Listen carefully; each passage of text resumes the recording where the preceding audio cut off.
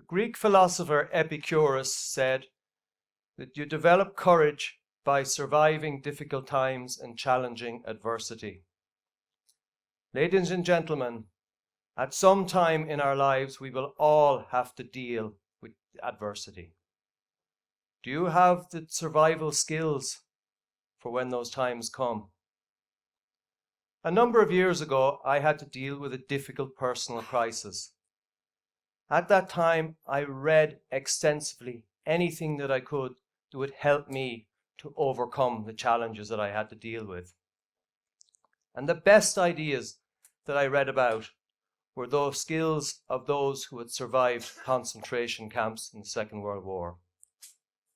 1 out of every 28 people imprisoned in those camps survived. 27 out of 28 perished. So the skills of those who did survive must be powerful skills indeed, and I wrote about it.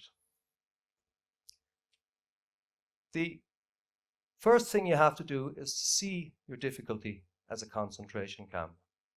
Now, none of the difficulties that any of us are going to face are even in the same stratosphere as the difficulties faced by those people unfortunate enough to be in that situation. But they are difficulties nonetheless. You may have problems with your marriage. You may have a problem with your job. You may have a problem with an illness or the illness of a loved one, or perhaps a bereavement of somebody very dear. But the skills that were learned by those who survived concentration camps will help us to get through any of these difficulties. I leaned on the works of several people. The first one would be Viktor Frankl. Frankl was an Austrian psychotherapist who developed the school of psychotherapy called logotherapy. He was imprisoned for more than 3 years in concentration camps, including Auschwitz and Dachau. And he wrote the book, Man's Search for Meaning, after he was released from prison. Primo Levi was an Italian chemist.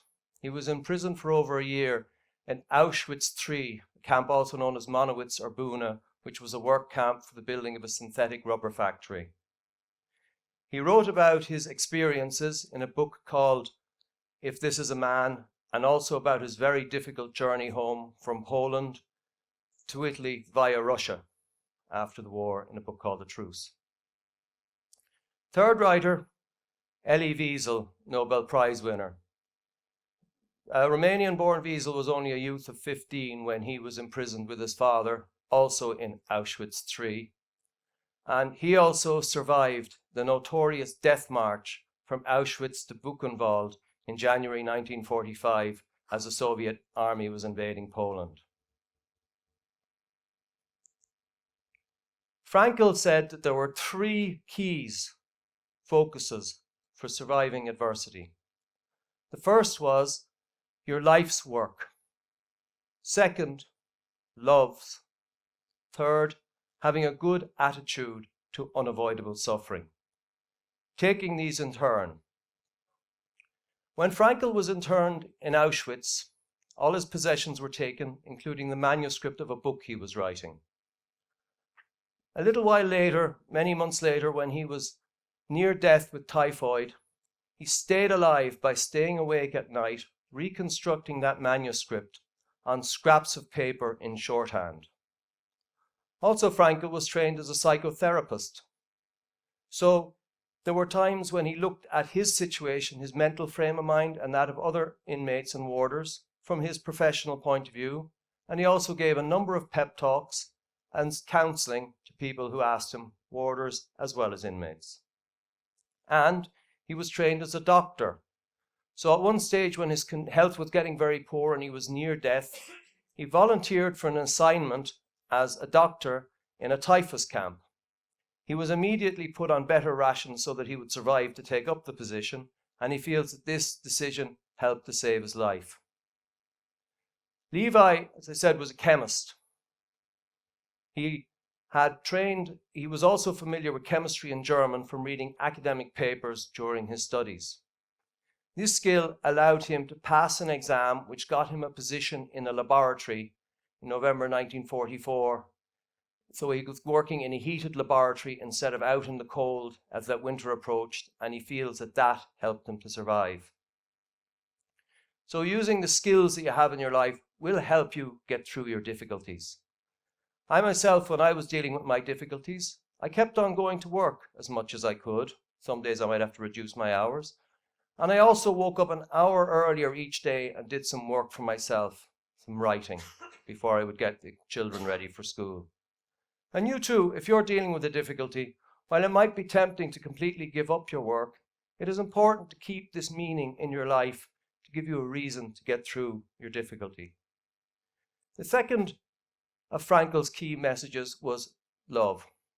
Again, when he arrived in Auschwitz, he was separated from his wife. She was sent to a different camp, but that didn't stop him continuing to love her. He would have long, loving, imaginary conversations with her, even though she wasn't there, and this helped him get through the day. And though unfortunately she did not survive the war, but still the love that he continued to feel for her helped him to survive. And Wiesel was imprisoned with his father, and everything he did in his time at Auschwitz, and as well as on that difficult march and train journey to Buchenwald, was for his father. And his father was with him until the last few months of the war. And myself, when dealing with difficulties, was the love that I had for my children helped me get through and see a focus and a reason to survive whatever difficulties I had to face. And you too, the love of your spouse or partner, your children, parents, siblings, or friends, this love will help you get through any difficult situation. The third key for surviving a difficult situation is to have a good attitude to unavoidable suffering. Now, Frankel stresses that the suffering must be unavoidable.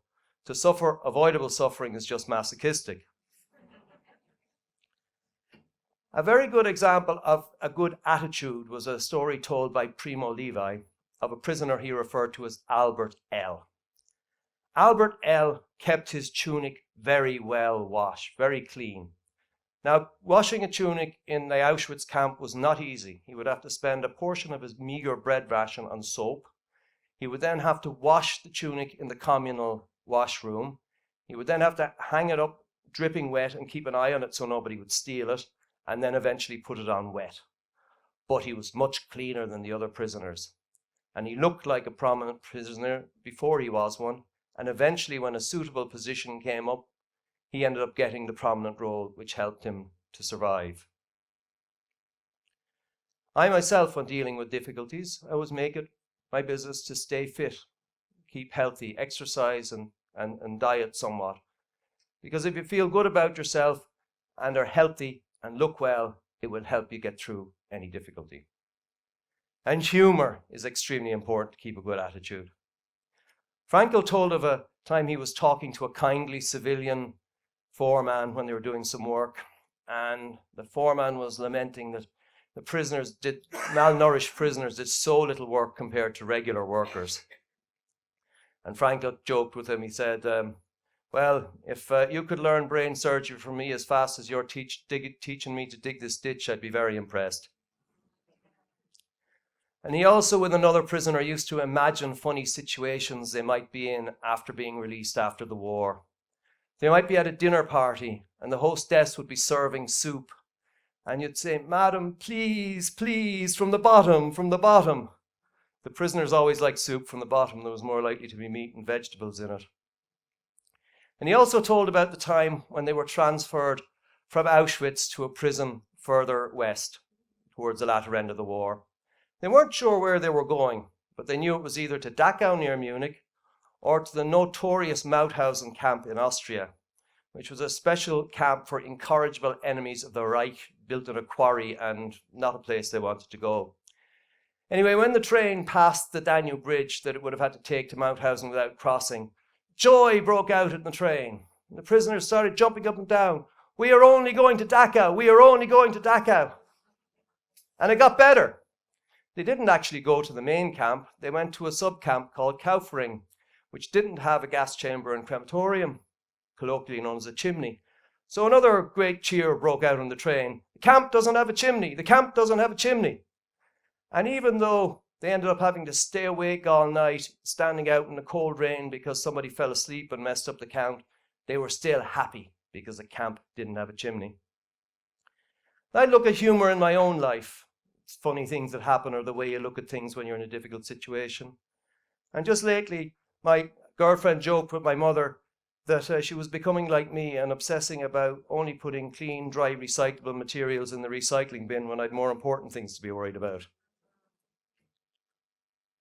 Also, one of the things that's very important to do is to enjoy simple pleasures. Frankl told us at times he would be lying awake at night. He'd be the only one up in the typhus hut, and he would toast pilfered potatoes on stolen charcoal, and he could sit there for hours savouring it. And myself, when I was dealing with some difficulties, I would just enjoy my children playing their soccer, or perhaps I might enjoy a nice quiet beer at the end of the night when everybody else was asleep. And it is very important when you're in difficult circumstances to enjoy simple pleasures, because they're the only pleasures you're going to have. But as the Buddha says, nothing is permanent, and things do change, and sometimes for the better. And eventually, a time will come when your situation will improve. So it is very important that by concentrating on your life's work, on the loves in your life, and by having a good attitude to unavoidable suffering, that you survive until the day the Allied army comes and releases you from your camp, and you can enjoy the tomorrow you always imagined.